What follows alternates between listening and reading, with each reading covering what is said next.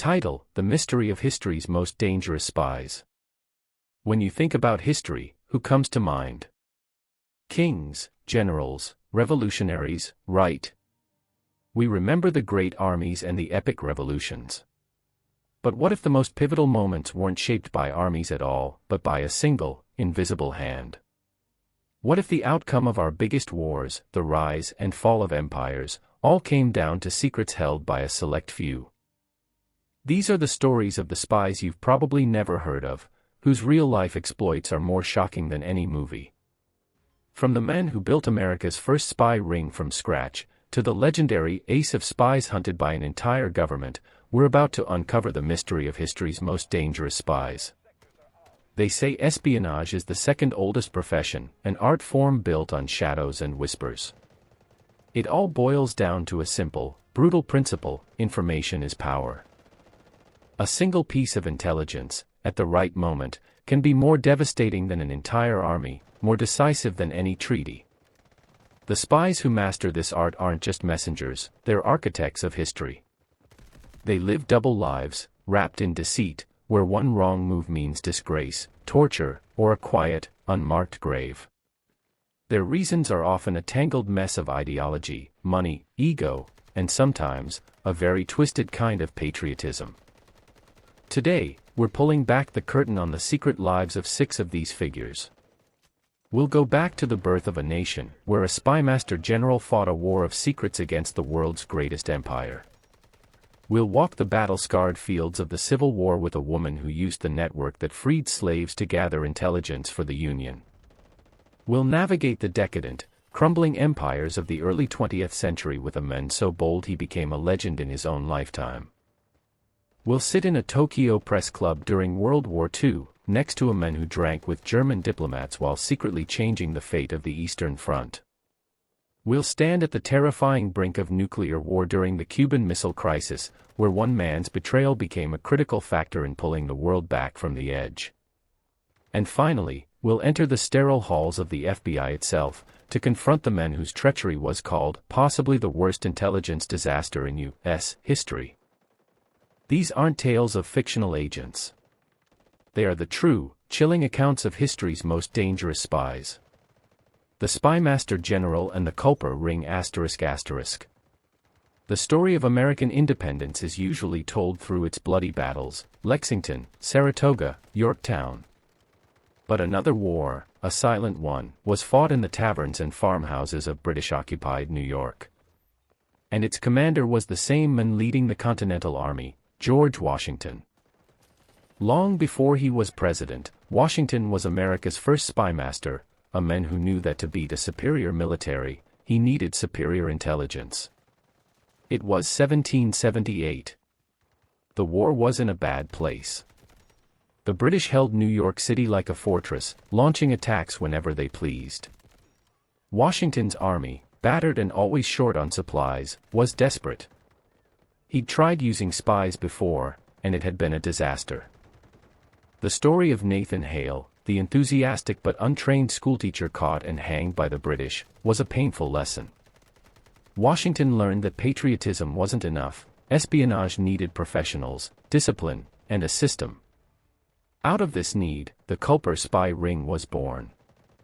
Washington gave a sharp young major, Benjamin Talmadge, the job of creating an intelligence network that could get inside the British command. Talmadge, using the alias John Bolton, didn't recruit soldiers, he recruited his childhood friends, people he trusted with his life. These weren't trained agents, but ordinary citizens, a farmer, a tavern owner, a journalist, who risked it all to operate in plain sight. The ring's leaders were Abraham Woodhull and Robert Townsend, who went by the names Samuel Culper Sr. and Samuel Culper Jr. Townsend was a brilliant choice. He was a seemingly neutral Quaker merchant who ran a New York City coffee shop and wrote for a society paper. This gave him the perfect cover to hang out with British officers and Loyalist sympathizers, listening to their gossip and absorbing priceless intelligence without anyone suspecting a thing. Their methods were revolutionary for the time. This wasn't just a handful of informants, it was a sophisticated operation. To protect their identities, Talmadge created a complex code system, assigning numbers to 763 common words, names, and places. George Washington himself was simply 711. New York was 727. This meant that even if a message was intercepted, it was just gibberish. They also used invisible ink, a chemical that only appeared when a specific reagent was brushed on the paper. A seemingly innocent letter about business could have a secret report written right between the lines. The communication chain was a work of art. Townsend, Culper Jr., would gather intelligence in the city. A courier named Austin Rowe, pretending to be a merchant on a supply run, would ride 55 miles to Long Island and drop the messages in a hidden box in a pasture rented by Abraham Woodhull, Culper Sr. From there, another agent, a whaleboat captain named Caleb Brewster, would ferry the message across the heavily patrolled Long Island Sound to Major Talmadge in Connecticut. But how did Brewster know when a message was ready? This is where another key figure, Anna Strong, likely played her part. Strong lived on a high point overlooking the water, and many historians believe she used her clothesline as a secret signal. A black petticoat meant that Brewster had arrived and was hiding in a nearby cove. The number of white handkerchiefs next to it would signal which cove he was in, allowing Woodhull to find him safely. It was a simple, everyday chore turned into a vital link in a chain of espionage. The intelligence from the Culper Ring had a huge impact on the war. In 1779, they uncovered a British plan for a surprise attack on the newly arrived French fleet in Rhode Island. Had the attack succeeded, it could have shattered the Franco-American alliance. Acting on the Culper intel, Washington cleverly moved his troops to fake an impending attack on New York City. The British commander, Sir Henry Clinton, panicked and called his ships back to defend his base. The French were saved, and the alliance held. The Ring's other huge success was uncovering one of the most infamous acts of betrayal in American history, the treason of Benedict Arnold. While historians debate the exact details of how the Ring found out, it's clear their network gave crucial early warnings about a high-ranking American officer working with the British. This intelligence led to the capture of British Major John Andre, Arnold's contact, and exposed the plan to surrender the critical fort at West Point. For 5 years, the Culper Ring operated right under the noses of the British, with its core members managing to keep their identities secret. They were so good that their true names weren't fully figured out by historians until the 1930s. George Washington, the spymaster, had learned his lesson. He understood that wars are won not just with cannons, but with whispers and secrets, with invisible ink and laundry lines, and with ordinary people choosing to live extraordinarily dangerous lives. Just as the quiet work of the Culper Ring helped win a revolution, a new, far more brutal conflict would tear the nation apart 80 years later. And once again, an unlikely spy would emerge from the shadows. She was already famous for leading her people to freedom, but her most dangerous work was still ahead, not on the secret paths of the Underground Railroad, but on the battlefields of the Civil War. The Moses of her people, the spy of the Union ***. Harriet Tubman. The name is etched into the soul of American history. We know her as Moses, the fearless conductor on the Underground Railroad who, after escaping slavery herself, made around 13 dangerous missions back into the South to guide about 70 people to freedom. But that was just the first act of her incredible life. When the Civil War broke out, Tubman didn't step back from the fight. She enlisted. She served as a cook, a nurse, and then, something far more dangerous, a scout and a spy for the Union Army. In 1862, Tubman went to Beaufort, South Carolina, a coastal area under Union control.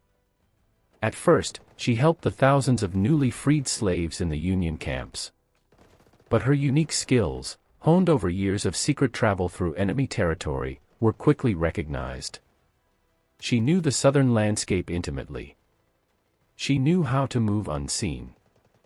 And most importantly, she knew how to build a network of trust among the enslaved population, who were an invisible and priceless source of intelligence. Tubman was officially authorized to form her own team of scouts, creating a spy ring of local pilots and men who knew the rivers and swamps like the back of their hands. Posing as a simple, wandering woman, she could slip behind Confederate lines to gather intelligence from enslaved people on the plantations. They told her about troop movements, where forts were located, and where the Confederates kept their supplies. Because she couldn't read or write, she had to memorize every single detail, every landmark, every report of enemy numbers, every bit of gossip that might reveal a military plan. She became a living intelligence database for the Union Army. Her most daring operation was the Combahee River Raid in June 1863. The Combahee River area was part of the Confederacy's breadbasket, with wealthy rice plantations that fed the Southern Army. A plan was made to raid the river, destroy the plantations, burn bridges, tear up railroad tracks, and, above all, liberate hundreds of enslaved people. The mission was to be led by Colonel James Montgomery, a fiery abolitionist, commanding black Union soldiers. But the river itself was a death trap. The Confederates had planted underwater mines, called torpedoes, to stop Union gunboats. This is where Tubman's intelligence was the key to everything. Through her network of spies, she had learned the exact locations of those torpedoes from the very men the Confederates had forced to plant them. On the night of June 1, 1863, under the cover of darkness, 3 Union gunboats slipped into the black waters of the Combahee. Harriet Tubman was on board, not as a passenger, but as a guide and a leader. She expertly piloted the ships past each Confederate torpedo, her memorized map of the river proving more accurate than any official chart. As the gunboats pushed upriver, they overran Confederate outposts. The Union soldiers swarmed ashore, setting fire to the Grand Plantation houses and supply warehouses. The raid was a devastating blow to the Confederate war economy in the region. But for Tubman, the military goal was tied to the human one. As fires lit up the night sky, a signal was given. Hundreds of enslaved men, women, and children, alerted to the raid by Tubman's scouts, came running from the fields toward the river in the promise of freedom. Tubman later described the beautiful chaos, people running with sacks, pigs, and chickens, all desperate to get on board. It was, she said, like the children of Israel coming out of Egypt. By the raid's end, over 750 people were freed. The Combahee River Raid made history. It was a stunning military success. While Colonel Montgomery was the official commander, Tubman's role as the primary intelligence gatherer and guide was so crucial that it's often considered the first major military operation in American history planned and led in practice by a woman. Harriet Tubman's story as a spy shows the incredible power of human intelligence. Her networks weren't built on money or threats, but on a shared dream of freedom. She weaponized her knowledge of the land and her deep connection with her people to strike a powerful blow against slavery and help the Union win the war. She was already a legend for her work on the Underground Railroad, but on the waters of the Combahee, she became a military mastermind, a spy master whose legacy of courage and cunning echoes through history. While Harriet Tubman fought for a cause she believed in with every fiber of her being, the world of espionage has also been shaped by far more morally complicated figures. As the 19th century gave way to the 20th, a new kind of spy stepped onto the world stage, a man of 100 faces and 1,000 secrets, a freelance agent of chaos whose daring stunts for the British Secret Service made him both a hero and a phantom. He was a master of disguise and deception, a man known to history as the Ace of Spies. The Ace of Spies. In the shadowy world of espionage, few names stir up as much myth and controversy as Sidney Reilly. Part historical figure, part self-made legend, Reilly was a Jewish-born adventurer from Odessa who became the British Secret Intelligence Service's most celebrated and fearless operative in the early 20th century. His life was a whirlwind of international intrigue, playing the great game from the boardrooms of London to the revolutionary streets of Moscow. He was the classic spy, charming, ruthless, a master of disguise, and a man driven by a thirst for adventure and a deep-seated hatred of Bolshevism. Reilly's exploits are so cinematic they almost feel fake. He claimed to have worked in disguise during the Boer War and to have stolen Russian naval plans during the Russo-Japanese War. While he probably exaggerated many of his own tales, his work for the British government after the 1917 Russian Revolution is a matter of record. In 1918, with Russia collapsing into civil war, Britain was desperate to keep the country from leaving World War I. Riley was sent to Moscow by MI1C, the precursor to MI6, with a nearly impossible mission: keep Russia in the war. What he did went far beyond his orders. Riley, along with another British agent named Robert Bruce Lockhart, cooked up a wild plot to overthrow Vladimir Lenin's new Bolshevik government. Known as the Lockhart-Riley plot, the plan was stunning in its audacity. Riley planned to bribe the Latvian mercenaries who served as the Kremlin's guards. He believed if he could buy their loyalty, he could march them into the Bolshoi Theater during a meeting of the Soviet government and arrest Lenin and his entire cabinet. He met with counter-revolutionaries and handed out huge sums of British money. For a few weeks in the summer of 1918, it looked like a single spy might actually topple an entire regime. But the plot fell apart. The Chaika, the Bolshevik secret police, had infiltrated the conspiracy. An undercover Chaika officer had been feeding them information all along. In late August, after a separate assassination attempt on Lenin, the Bolsheviks unleashed the Red Terror. They raided the British mission and arrested Lockhart. Riley was now the most wanted man in Russia. This is where his legend was truly born. He dodged the Chaika by hiding in plain sight, reportedly even posing as a Chaika officer to get through checkpoints. With a massive manhunt underway, he managed to escape Russia and return to England, though popular claims that he received the Military Cross for his efforts remain unsubstantiated. But Riley's war against the Bolsheviks was far from over. He kept working with white Russian exiles and advised figures like Winston Churchill, who shared his anti-communist fire.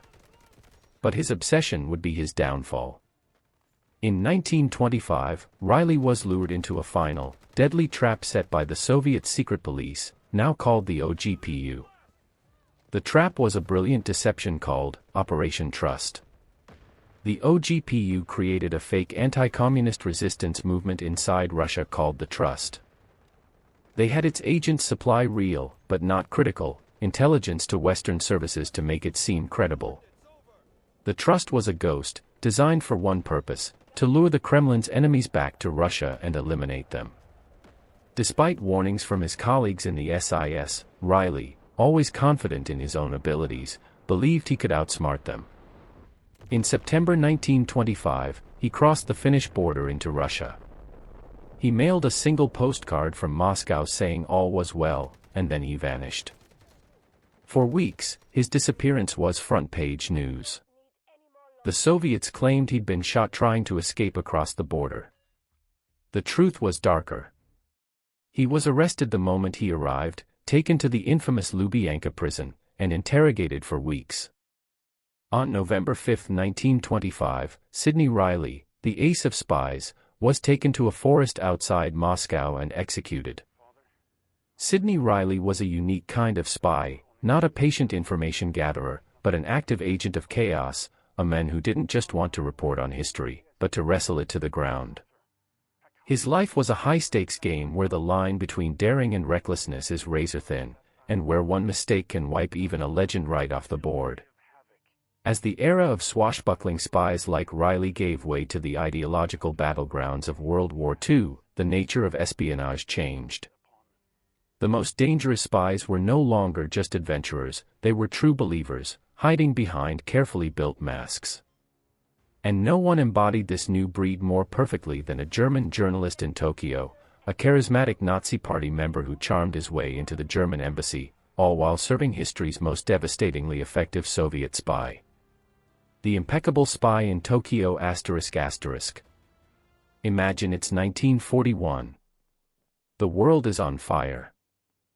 In Tokyo, the capital of Imperial Japan, the German ambassador, Eugen Ott, throws lavish parties for diplomats and journalists.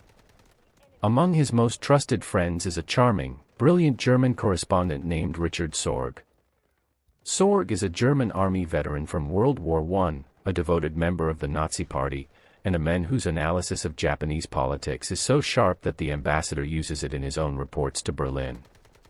He has total access to the embassy's most secret information. He was the perfect Nazi patriot. And it was all a lie. Richard Sorg was actually a dedicated communist and a colonel in the Red Army's Military Intelligence Service, the GRU. Codenamed Ramsey, he was arguably the greatest spy of World War II, a man whose intelligence literally altered the course of the conflict. Sorg's background was a mix of German and Russian identity. Born in what is now Azerbaijan to a German father and Russian mother, he grew up in Germany and fought bravely in World War I. The horrors of the war left him wounded and disillusioned, and he turned to the writings of Karl Marx, becoming a passionate communist. By 1929, he was working for Soviet intelligence. In 1933, he was sent to Tokyo with a critical mission: find out Japan's military plans regarding the Soviet Union. Posing as a journalist, he carefully built his cover. He joined the Nazi Party and used his charisma and intellect to charm the German diplomatic community. His closest friend was the military attaché, Eugen Ott, who later became ambassador. Sorg became Ott's drinking buddy and his main source for analysis on Japan. The irony was incredible: the German ambassador was getting his intelligence briefings from a Soviet master spy. Sorg also built his own formidable spy ring. His most important recruit was Hatsumi Ozaki, a well-respected Japanese journalist and an advisor to the Japanese Prime Minister, giving Sorg a direct line into the highest levels of the Japanese government. Through this network, Sorg sent a stream of priceless intelligence to Moscow. But his two most important contributions came in 1941, when the Soviet Union's very survival was on the line. First, Sorg warned Stalin about Hitler's plan to invade. On May 30, 1941, he sent a message to Moscow. Berlin informed that German attack will commence in the latter part of June. He later sent the exact date.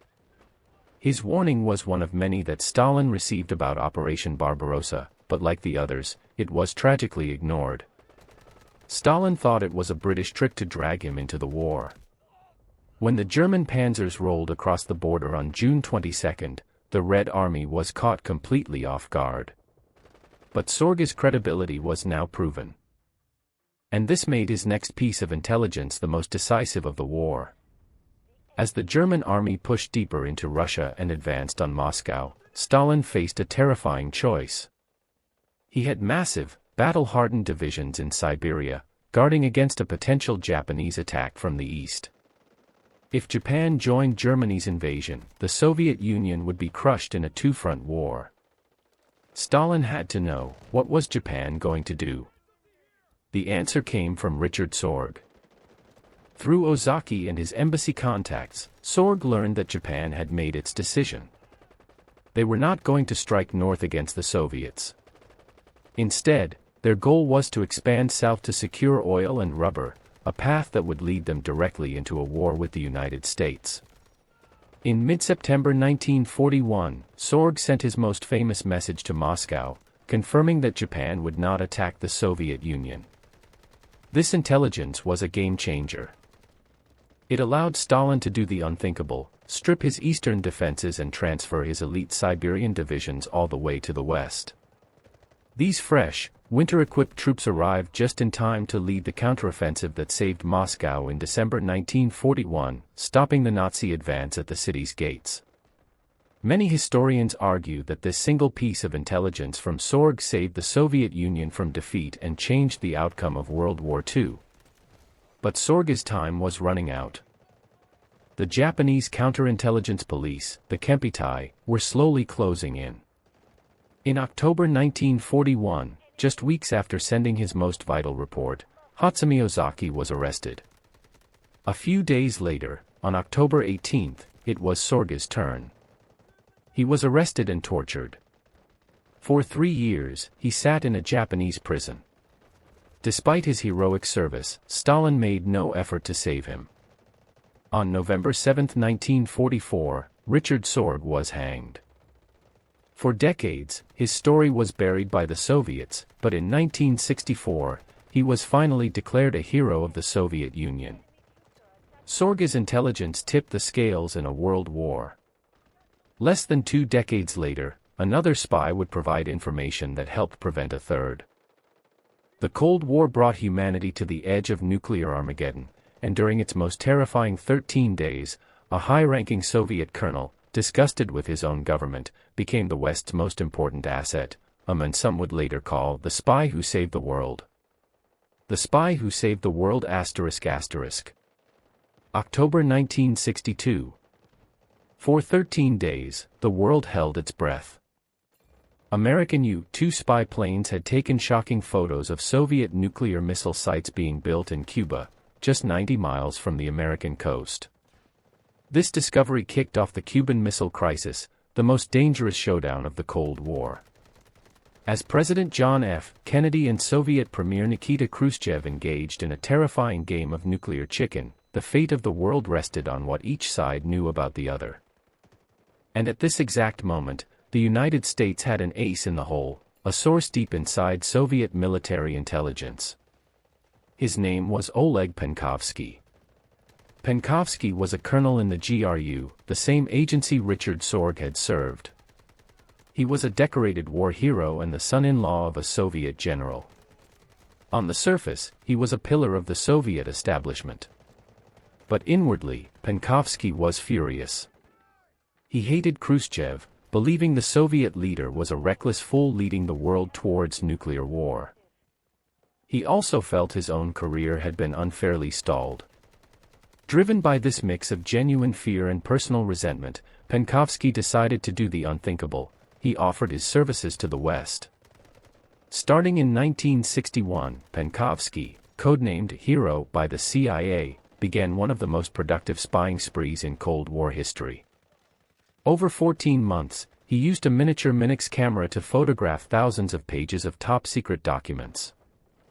He provided priceless information on the Soviet nuclear arsenal, revealing that Khrushchev's public boasts about missile superiority were a complete bluff. The Soviet missile program was far weaker and less reliable than the Americans feared. This intelligence was already vital, but its true value exploded in October 1962. When the U-2 photos confirmed missiles in Cuba, the Kennedy administration was in crisis. Military leaders were pushing for an immediate airstrike and invasion of Cuba, an act that could have easily triggered a full-scale nuclear war. This is where Penkovsky's intelligence proved decisive. He had given the CIA the technical manuals for the exact types of missiles being installed in Cuba. This allowed analysts to quickly determine the missiles' range and, most importantly, how ready they were to launch. It gave Kennedy's team a clear picture of the threat. Even more, Penkovsky's earlier intelligence about the overall weakness of the Soviet strategic arsenal gave President Kennedy critical leverage. Knowing the Soviets weren't actually prepared for a full-scale nuclear war gave Kennedy the confidence to reject the calls for an immediate attack. It allowed him to choose a more measured response, a naval quarantine of Cuba to block more missile shipments, while secretly opening a back channel for a diplomatic solution. It was a strategy that let both sides de-escalate without looking weak. As one former GRU defector later wrote, historians will remember with gratitude the name of the GRU Colonel Oleg Penkovsky. Thanks to his priceless information, the Cuban crisis was not transformed into a last world war. Penkovsky had provided information that was a critical factor in helping Kennedy stare down Khrushchev and pull the world back from the brink. But he was playing a deadly game. The KGB was hunting for a mole. On October 22, 1962, the very day Kennedy told the world about the missiles, Oleg Penkovsky was arrested in Moscow. He was put on a public show trial, convicted of treason, and sentenced to death. On May 16, 1963, Oleg Penkovsky was executed. He was the highest-ranking Soviet official to have spied for the West at that time, and to the Soviets, his betrayal was absolute. But from the Western perspective, he was a man whose actions helped avert a global nuclear catastrophe. This is why some still call him the spy who saved the world. Penkovsky's story shows the immense stakes of Cold War espionage, where one agent could influence the fate of the world. But not all spies are caught in such a dramatic fashion. Some operate for decades, hidden inside the very institutions meant to protect a nation's secrets. Our final story takes us into the modern era, and into the heart of America's top law enforcement agency, to uncover the story of the most damaging spy in FBI history. The traitor in the FBI***. For over 2 decades, Robert Hanssen lived a life of shocking contradiction. To his neighbors in suburban Virginia, he was a devout Catholic, a father of 6, and a quiet, if slightly awkward, FBI agent. To his colleagues in counterintelligence, he was a knowledgeable, if arrogant, expert on Soviet spy operations. But to his handlers in the Soviet GRU and its successor, the Russian SVR, he was someone else entirely. He was, Ramon Garcia, their most valuable and destructive mole inside the American intelligence community.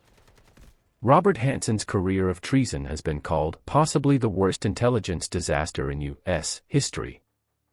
For 22 years, from a position of incredible trust, he systematically betrayed his country, selling its deepest secrets for over $1 million in cash and diamonds. Hanssen spying began in 1979, just 3 years after he joined the FBI. He volunteered his services to the Soviet GRU, later claiming he just needed money for his growing family. This first round of spying ended in 1981 after his wife found suspicious papers and he confessed to her and a priest. He swore he would stop. He lied. In 1985, he started again, this time contacting the KGB. This second phase was his most destructive. From his post inside FBI counterintelligence, Hanssen had access to a breathtaking amount of classified information, and he gave it all away. The damage was catastrophic. He sold thousands of pages of documents detailing everything from U.S. plans for nuclear war to advanced weapons technology. He compromised dozens of secret operations, including an enormously expensive eavesdropping tunnel the FBI had built under the Soviet embassy in Washington. Most devastatingly, he betrayed human lives. Working in parallel with another infamous mole, Aldrich Ames at the CIA, Hanssen gave the KGB the names of Soviet officers who were secretly spying for the United States. The information from both men led directly to the arrest and execution of at least 3 of these sources. One of them was General Dmitry Polyakov, a high-ranking GRU officer who had been one of America's most valuable assets for nearly 2 decades. Hanssen sent him to his death. How did he get away with it for so long? Hanssen was a master of spycraft, but his long run was also thanks to spectacular security failures inside the FBI. He never met his handlers in person and remained a ghost to the Russians. He used dead drops, leaving packages of documents in public parks, and used complex encrypted messages. Because he was a counterintelligence agent himself, he knew exactly how the FBI hunted for moles, and he used that knowledge to stay one step ahead. For years, the FBI and CIA knew there was a mole. After they caught Aldrich Ames in 1994, it became clear that secrets were still leaking. The mole hunt intensified, but for years, investigators focused on the wrong person. The breakthrough finally came in 2000. The FBI paid a former KGB officer for an original Russian case file on their anonymous American mole. The file contained a voice recording and a fingerprint. The voice was a match for Robert Hanssen. The investigation zeroed in on him with stunning speed. Agents shadowed his every move, ready to catch him in the act. The end came on February 18, 2001.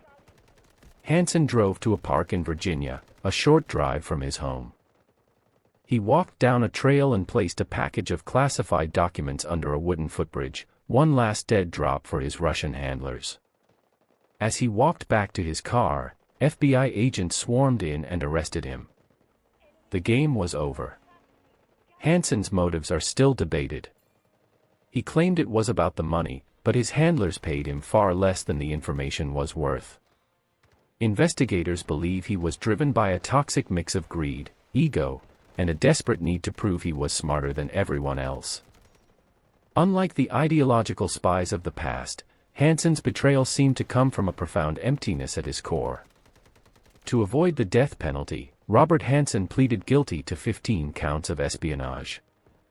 He was sentenced to life in a supermax prison without the possibility of parole, a living symbol of the ultimate insider threat, a man who swore an oath to protect his nation's secrets and then became their greatest vendor.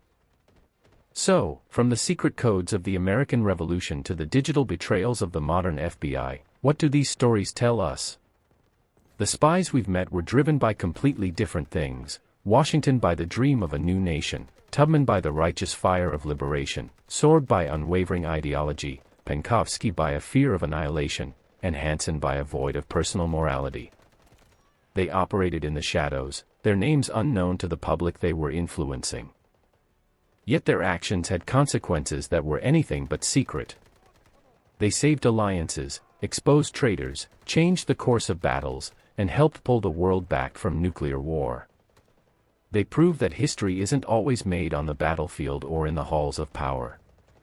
Sometimes, its path is changed forever by a single person with a secret, a person willing to risk everything for a cause, for money, or for reasons we might never fully understand. Their stories are a chilling reminder that the most dangerous weapon in the world isn't a bomb or a bullet. It's a piece of information in the right, or the wrong, hands. If you found these hidden histories as fascinating as we did, be sure to subscribe and hit the notification bell for more deep dives into the stories you were never taught in school. And let us know in the comments below, who do you think was the most influential spy in history? Was it someone we covered, or another shadowy figure you think deserves the title? Thanks for watching.